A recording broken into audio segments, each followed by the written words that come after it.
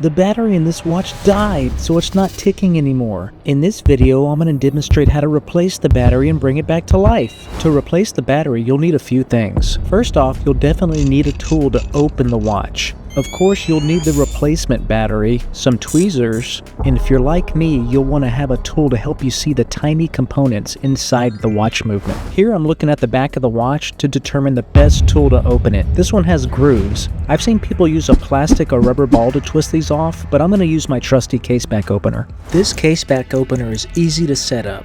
You can adjust it to the dimensions you need for it to properly fit in the grooves of the watch case.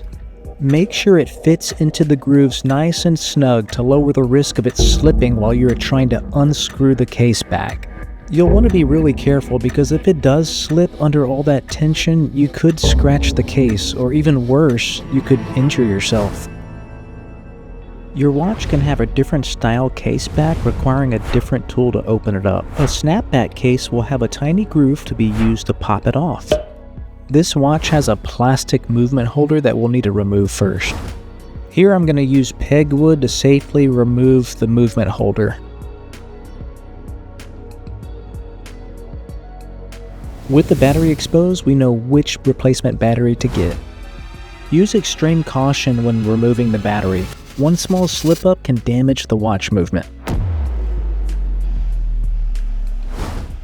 Likewise, be really careful when you're trying to get the battery back in, because it could be really frustrating when it just doesn't want to go in there.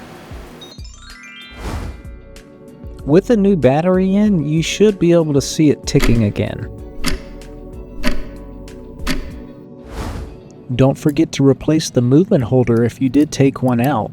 This keeps it nice and snug inside the watch case to protect it. Time to close up the watch. For a screw-on case back like this, to get it back on the watch, I like to get it started manually with my fingers and then finish it off with a tool.